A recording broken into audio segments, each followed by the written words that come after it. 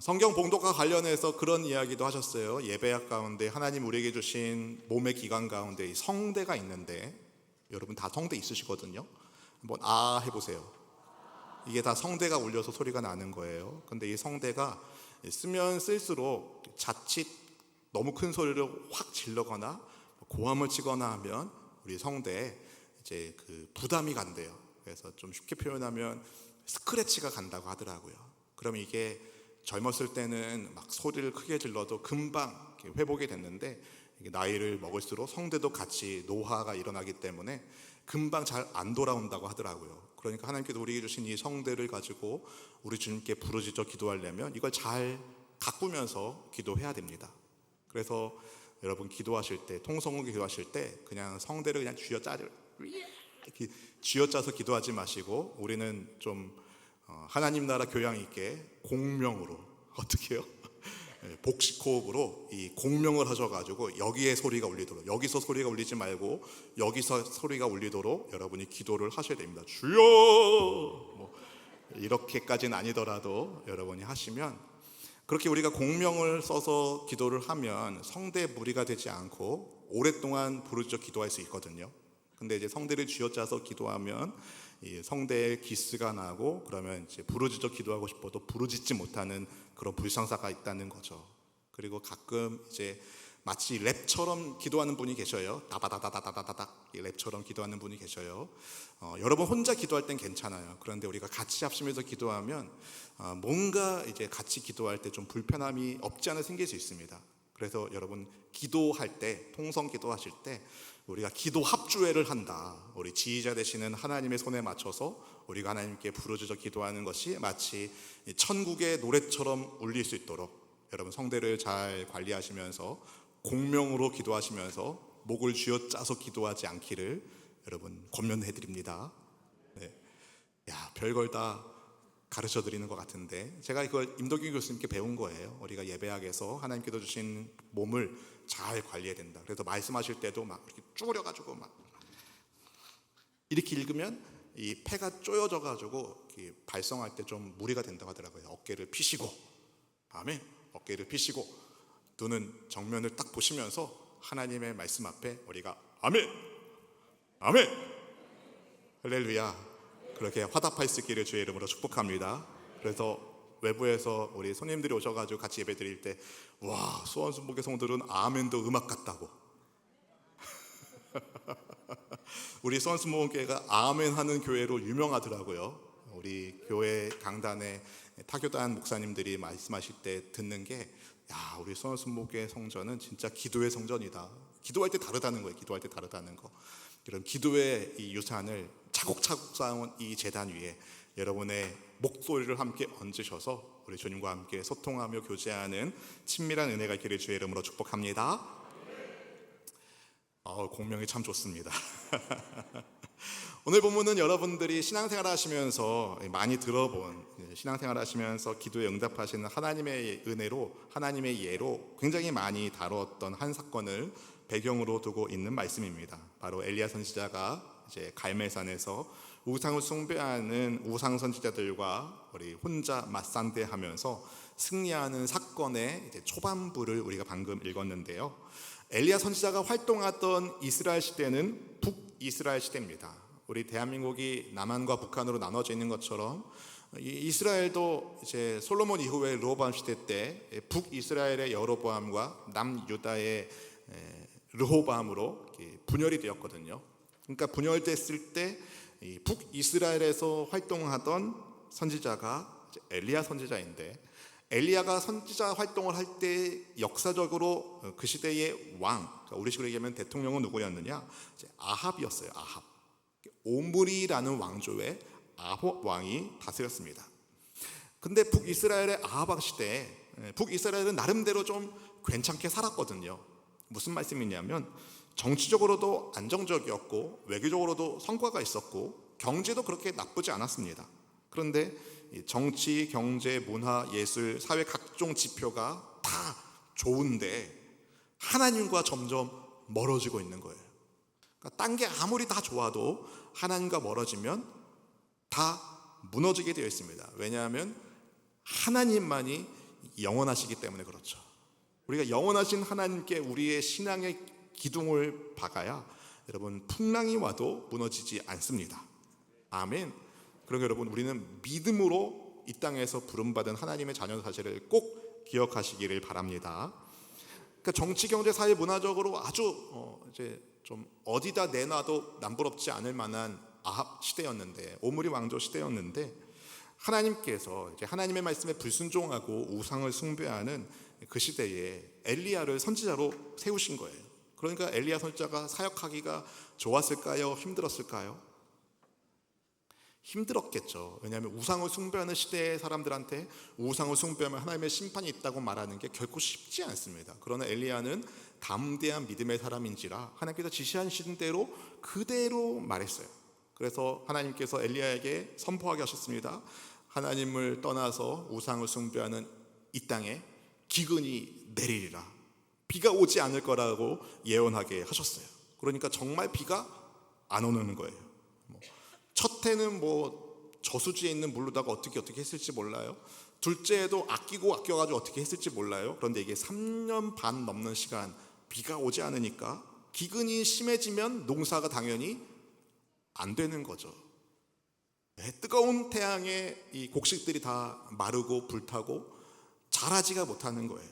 그러니까 이 곡식이 소출이 없으니까 이제 그 밀을 팔아가지고 빵을 만들어 먹어야 되는데 밀을 구할 수가 없으니까 빵값이 어떻게 돼요?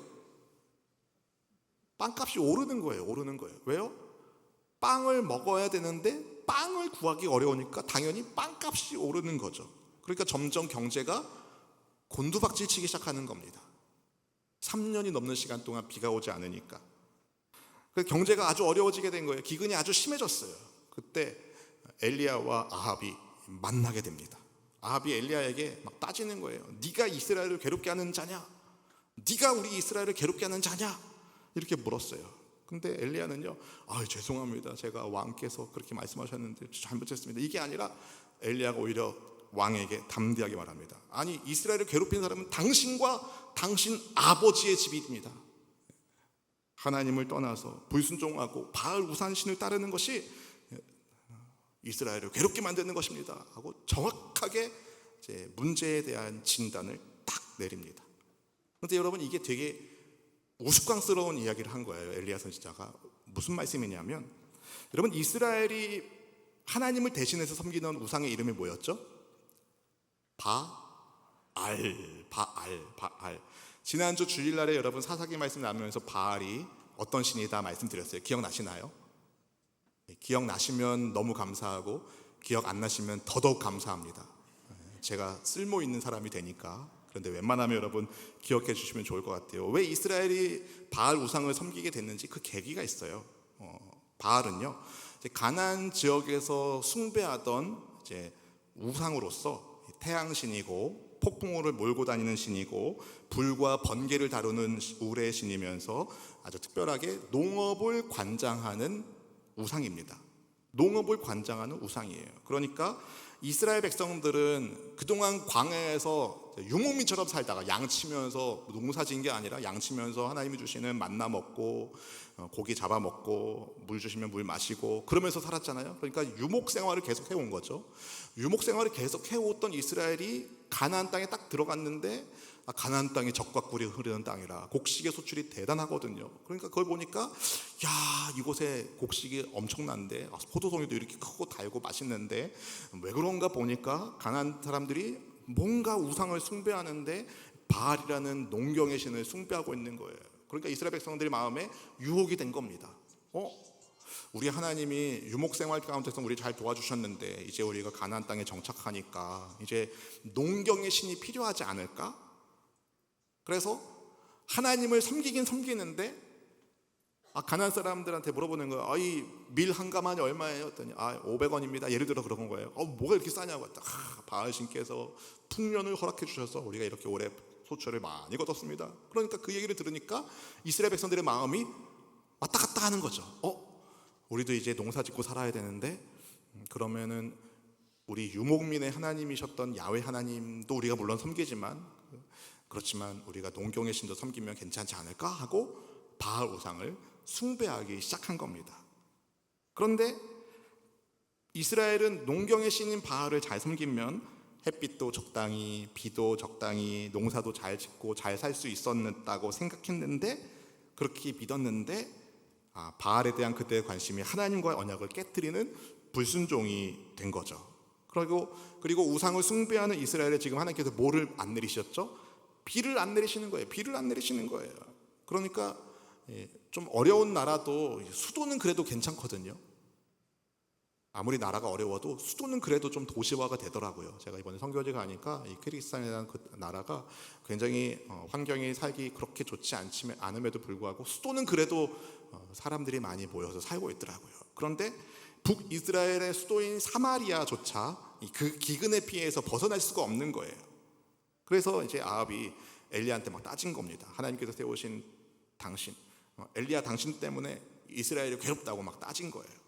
그러니까 그런 아합에게 엘리야가 뭐라고 반문하냐면, 당신과 당신 집안의 사람들, 당신 아버지의 집안 오므리 왕조가 이스라엘을 지금 괴롭게 만들고 있습니다. 그러면서 이제 말하는, 단도직입적으로 말하는 거예요. 당신들이 섬기는 바알이 진짜인지 아니면 제가 믿고 섬기는 하나님이 진짜인지 우리 한번 갈멜산에서 결판 한번 내봅시다, 이렇게 제안한 거예요. 그때 아합이 오케이 하거든요. 그가 오케이 한 이유가 있어요. 여러분 궁금하시죠? 궁금하셔야 되는데 여러분, 갈멜산은요 지금도 이스라엘의 갈멜산에는 아주 큰 우상 신전이 있어요. 지금도.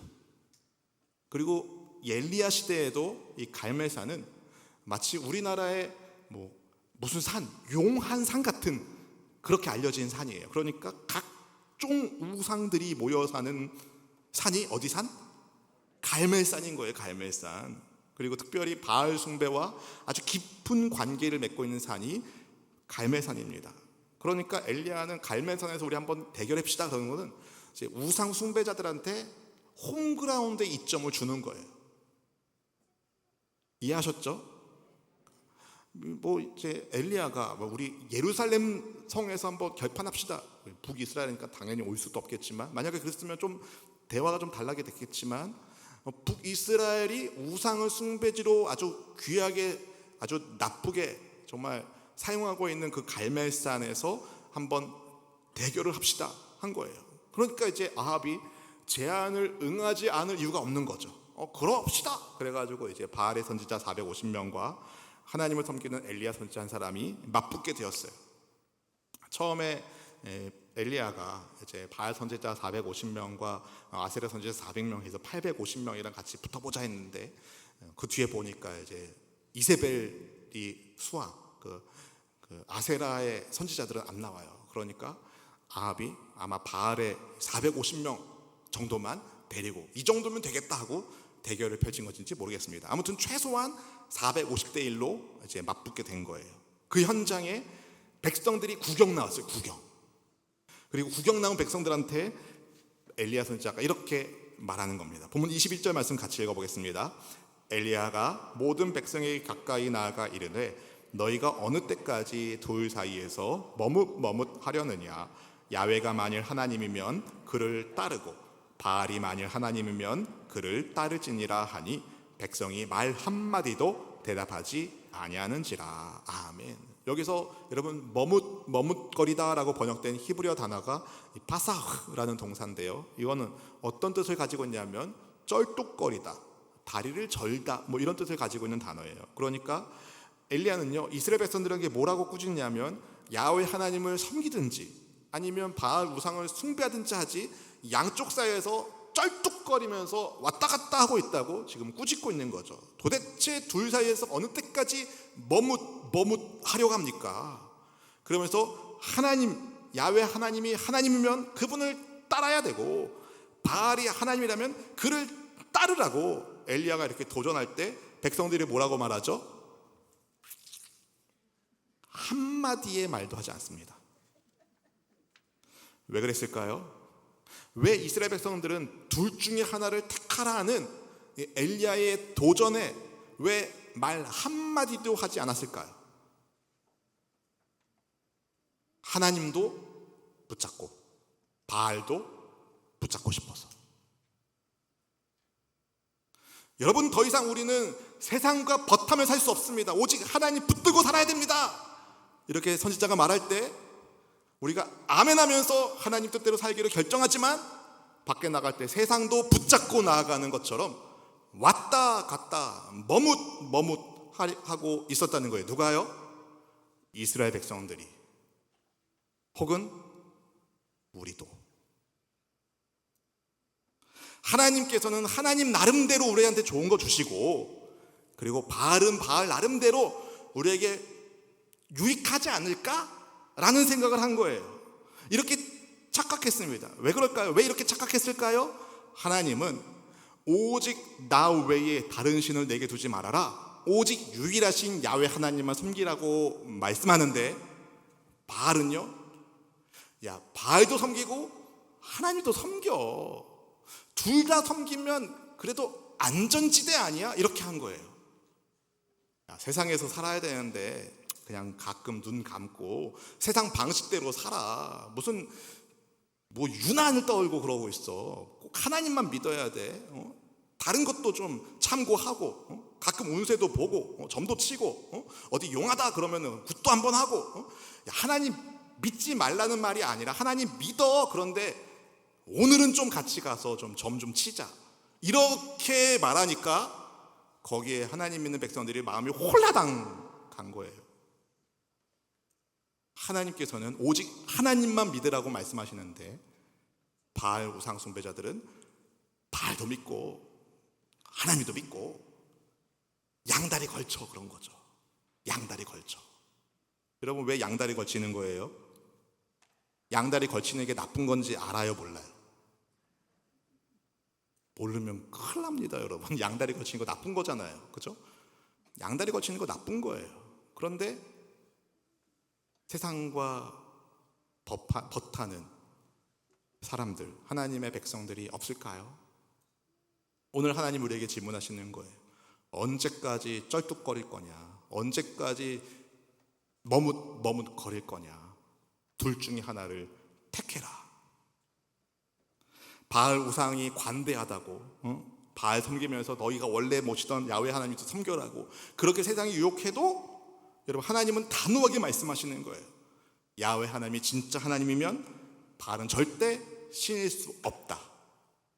그래서 엘리야 선지자가 둘 사이에서, 야훼 하나님과 바알 사이에서 두 신 중에서 누가 진짜 신인지 확증하기 위한 방법으로 이렇게 도전하는 거죠. 조금 길지만 22절부터 24절까지 말씀 같이 함께 읽어보겠습니다. 엘리야가 백성에게 이르되 야훼의 선지자는 나만 홀로 남았으나 바알의 선지자는 450명이로다. 그런즉 송아지 둘을 우리에게 가져오게 하고 그들은 송아지 한 마리를 택하여 각을 떠서 나무 위에 놓고 불은 붙이지 말며 나도 송아지 한 마리를 잡아 나무 위에 놓고 불은 붙이지 않고 너희는 너희 신의 이름을 부르라. 나는 야훼의 이름을 부르리니 이에 불로 응답하시는 신 그가 하나님이니라. 백성이 다 대답하되 그 말이 옳도다 하니라. 아멘. 여러분, 엘리야 선지자는요, 의도적으로 바알 숭배자들이 대결을 피할 수 없게끔 바알 숭배자들한테 유리한 제안을 합니다. 대결 장소가 어디라고 말씀드렸죠? 갈멜산, 바알의 본거지라 말할 수 있는 갈멜산이에요. 그리고 숫자적으로 엘리야 선지자 한 사람과 몇 사람이 붙는 거예요? 바알 선지자 450명이 붙는 거예요. 그리고 바알은 어떤 우상으로 알려졌냐 말씀드린 것처럼 불과 번개를 다루는 우레 신이에요. 그러니까 불로 응답하기 좋은 신이 바알인 거죠. 바알 숭배자들의 의견에 따르면, 그들의 잘못된 믿음에 따르면 장소도 홈그라운드, 숫자도 우리가 더 많지만 응답하는 방법도 바알한테 유리한 거예요. 근데 엘리야가 거기에 뭐 주눅듭니까? 절대 그렇지 않죠. 불로 응답하시는 신 그가 하나님이십니다. 이렇게 엘리야 선지자가 담대하게 말하니까 그제서야 백성이 다 대답하는 거예요. 그 말이 옳도다. 혹시라도 여러분 너무 건조하니까 바알 제단에 바알 선지자들이 막 춤추다가 불이 안 붙으니까 몰래 불쏘시개 같은 거 가서 부싯 돌리다가 막 터뜨려가지고 불 붙으면 어떻게 돼요? 그럴 수도 있잖아요. 같이 쇼를 하는 것처럼. 그러면 어떻게 돼요? 그때 엘리야는 죽는 거예요. 그런데 엘리야는 확신이 있습니다. 바알의 제단에는 절대로 불이 안 붙을 거다. 왜요? 하나님이 살아계시니까. 그리고 그가 경험한 하나님의 말씀과 하나님의 은혜가 있었어요. 그동안 엘리야 선지자가 경험한 하나님의 말씀, 그리고 그 말씀대로 이루어 주신 하나님에 대한 신뢰가, 신실하심에 대한 믿음이 엘리야에게 있었던 것이죠. 그래서 담대하게 나설 수 있었던 것입니다. 바알 선지자들이 애쓰면서 막 바알의 이름을 부릅니다. 막 송아지 잡고 아침부터 낮까지 각들고 막 달라 막 하면서 막 바알이여 막 그러면서 막 온갖 소리를 내면서 막 하는 거예요. 근데 가짜 신인 바알이 뭘 하든가요? 아무 일도 안 일어나죠. 그러니까 이제 바알이야 막 소리를 지르고 막 이렇게 목을 긁으면 안 된다는 거예요. 바알 종교 의식의 관행에 따라서 막 기도하고 막 춤추고 막 자기 몸에다가 막 피를 내고 막 그러는 거예요. 그래도 아무런 일도 일어나는 거 아니에요.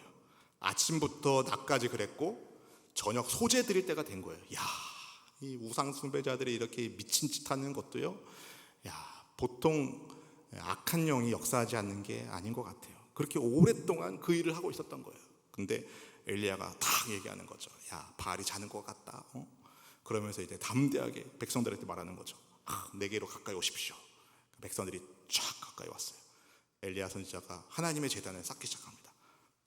삶과 죽음의 자리에서 돌 12개를 가지고 제단을 쌓는 거예요. 12개. 12개의 제단의 돌 뭘 의미하겠습니까?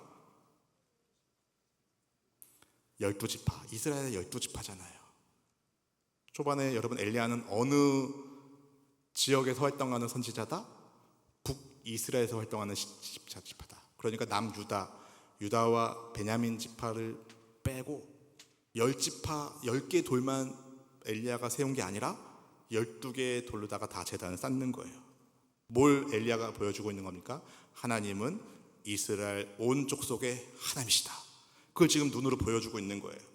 지금 이스라엘이 비록 북과 남으로, 남과 북으로 갈라져 있지만 하나님께서 이스라엘의 12지파를 택하시고 그들을 통해 하나님 나라를 세우신다는 것을 믿고 하나님이 이스라엘 12지파의 하나님이신 것을 확신하면서 12개의 돌을 쌓는 거죠.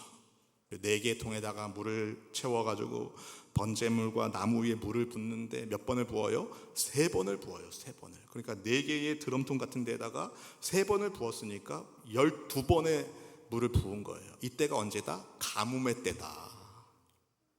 가뭄의 때에 물 구하기 쉬워요? 어려워요? 어렵죠. 그렇지만 엘리야는 지금 최선을 다해서 하나님의 임재를 위한 준비를 하고 있는 거예요. 그러니까 누가 불을 붙여도 붙이기가 어려운, 그야말로 하나님이 불을 내리지 않으면 불이 올 수 없는, 혹시라도 우상 숭배자들이 야 그거 엘리야 네가 쑤써가지고 몰래 호주머니에다가 그 성냥 하나 더 가지고 그냥 우리 안 볼 때 그냥 불 탁 붙여가지고 붙인 거 아니야? 뭐 이렇게 헛소리 할 수 있잖아요. 할렐루야. 그럴 만한 상황들을 아예 원천 봉쇄하는 거죠. 인력으로는 불 붙을 수 없는 상황을 다 만든 거예요. 재물이 저절로 탈 수 없는 상황을 만든 거죠. 그 다음에 엘리야가 이렇게 기도하는 거예요. 뭐라고 기도했냐면 열왕기상 18장 36절 37절 말씀, 우리 같이 엘리야의 마음으로 함께 같이 읽어보겠습니다. 저녁 소재 드릴 때에 이르러 선지자 엘리야가 나아가서 말하되 아브라함과 이삭과 이스라엘의 하나님 야훼여, 주께서 이스라엘 중에서 하나님이신 것과 내가 주의 종인 것과 내가 주의 말씀대로 이 모든 일을 행하는 것을 오늘 알게 하옵소서. 야훼여 내게 응답하소서. 내게 응답하소서. 이 백성에게 주 야훼는 하나님이신 것과 주는 그들의 마음을 되돌이키심을 알게 하옵소서 하매. 지금 엘리야가 어떤 기도를 드리고 있습니까? 하나님께 하나님의 제단에 불을 내려 달라고. 그래서 하나님의 하나님 되심을 증명해 주시고 엘리야가 하나님의 종된 것을 증명해 주시고 그리고 하나님께 이스라엘 백성들의 마음을 돌이키시는 분인 것을 증명해 달라고 기도합니다. 저는 엘리야의 기도에서 이 세 번째, 주께서 이스라엘 백성들의 마음을 주님께로 되돌이키는 분인 것을 알게 달라는 이 기도에 되게 감동을 받았어요. 왜냐하면 지금 이스라엘 백성들이 뭐 하고 있어요? 양쪽에서 머뭇거리고 있는 거죠. 그냥 하나님께서 그들을 그냥 혼쭐을 내셔도 이스라엘은 할 말이 없는데, 하나님께서 머뭇거리는 이스라엘 백성들에게 하나님께로 마음을 돌이킬 것을 위하여 엘리야가 기도를 합니다. 그 기도에 하나님이 불로 응답하시는 거죠. 하나님의 불이 임한 거예요. 재물을 태우고 나무와 돌을 다 태우고 도랑의 물도 다 핥았습니다. 그때 이스라엘 백성들이 야훼 그는 하나님이시도다, 야훼 그는 하나님이시도다, 이런 고백을 합니다. 그러니까 하나님께서 보낸 엘리야 선지자가 정말 원했던 것, 엘리야를 보내신 하나님께서 정말 원했던 것이 이루어진 거예요. 더 이상 이스라엘 백성들이 머뭇거리지 않고 하나님 되심을 인정하고 고백하게 된 것이죠. 하나님 편에 있게 된 겁니다. 사랑하는 성도 여러분, 오늘 우리가 살고 있는 이 시대에도요, 온갖 잡신들이 사람들의 마음을 유혹하고 있습니다. 아합 시대 우상의 문화가 지금 우리 시대에 별로 다르지 않게 있어요. 돈, 명예, 쾌락 등등 각종 모양으로 사람들의 마음을 사려고 하고 미혹하고 있죠.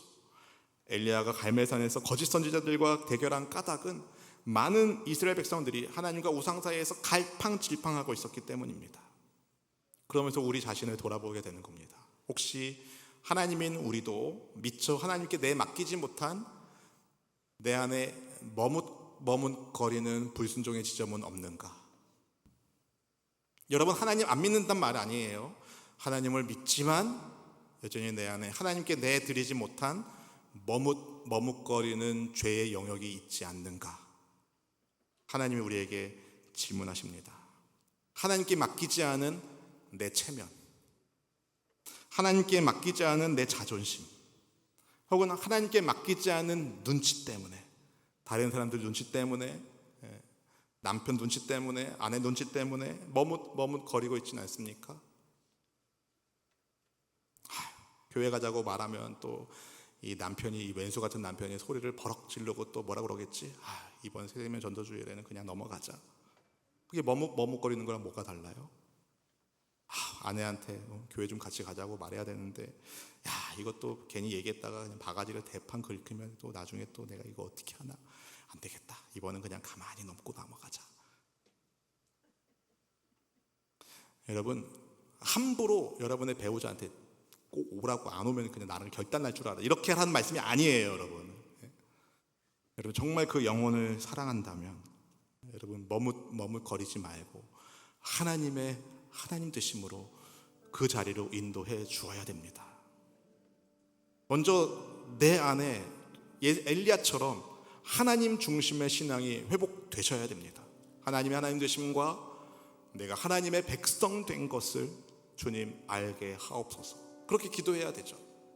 하나님, 우리 가족이 하나님을 경외하지 않는, 하나님을 섬기지 않는 우상 숭배자들인데, 여러분, 하나님을 믿지 않는 것은 우상 숭배자인 거예요. 하나님 안 믿는 게 아니라 우상 숭배자라고요. 세상 우상, 자기 우상을 섬기고 있는 사람이기 때문에. 여러분, 그러면 반드시 하나님의 심판을 피할 수가 없습니다. 우리는 그 애타는 마음으로 우리 가족의 영혼 구원을 위하여 하나님께 부르짖어야 됩니다. 하나님의 하나님 되심과 내가 하나님의 백성인 것을 내 남편이, 내 아내가, 내 자녀들이 알게 하옵소서. 그래서 그들로 하여금 그들의 마음이 하나님께로 인도되게 하옵소서. 여러분, 그렇게 기도하셔야 됩니다. 하나님은 우리 마음이, 우리 가족의 마음이 우리 하나님께 향하기를 바라고 계십니다. 그러려면 여러분, 우리가 바뀌어야 되는 거예요. 우리가 머뭇거리면 안 됩니다. 우리가 하나님 앞에 분명한 믿음을 가지고 서 있어야 됩니다. 하나님이 여러분에게 주신 시간 어떻게 쓰고 계십니까? 하나님이 여러분에게 주신 재정, 돈 어떻게 쓰고 계십니까? 하나님이 여러분에게 주신 달란트들 어떻게 쓰고 계십니까? 여러분, 우리의 주인이신 하나님의 하나님 되심을 전하기 위하여 써야 되는 거죠. 세상 유혹에 지금도 머뭇거리고 있는, 이 머뭇하면서 불순종의 자리에 있는 사람들을 하나님께로 인도하려면 내 안에, 내 삶에 머뭇거리는 불순종의 지점을 박차고 뛰어나와 여러분, 순종의 큰걸음을 딱 내디뎌야 되는 거예요. 여러분이 믿음의 발걸음을 뛸 때 여러분, 하나님이 말씀하시죠. 믿는 자들에게 이러한 표적이 따르리니. 여러분, 성경을 보십시오. 안 믿는 자들에게 이런 표적이 따르니라는 말씀이 없어요. 믿는 자들에게, 하나님을 믿는 자들에게 더 이상 머뭇거리지 않고 하나님 중심으로 큰 믿음의 발걸음을 내딛는 바로 그 사람들에게 하나님께서 불의 역사를 허락해 주시는 겁니다. 하나님의 위대한 승리 가운데 하나님의 하나님 되심과 우리가 하나님의 백성 된 것을 나타나게 된다는 거죠. 오늘 우리가 그렇게 기도하길 원합니다. 하나님의 하나님 되심과 내가 하나님의 백성 된 것이 우리 가족들에게, 내 친구 지인들에게 전해지게 하옵소서. 그래야 그들의 마음이 하나님께로 돌아오게 하셔서 우리가 함께 영광의 하나님을 맞이하는 구원의 은혜가 있게 해주시옵소서. 그 출발은 어디서부터입니까 여러분? 내 안에 머뭇거리는 지점을 다 버리고 하나님 되심을 인정하며 내 삶의 모든 영역이 하나님의 백성인 것을 증거하는 오직 우리 주 하나님 중심의 삶을 살아갈 수 있기를 축복합니다. 우리가 주인 삼은 것, 하나님 말고 주인 삼은 모든 것 있다면 여러분 이 시간 내려놓으시고 하나님이 내 인생의 주인이십니다.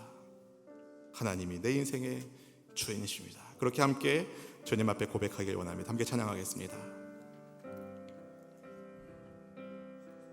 내가 주인 삼은 모든 것 내려놓고 내 주 대신 주 앞에 나가 내가 사랑했던 모든 것 내려놓고 주님만 사랑해.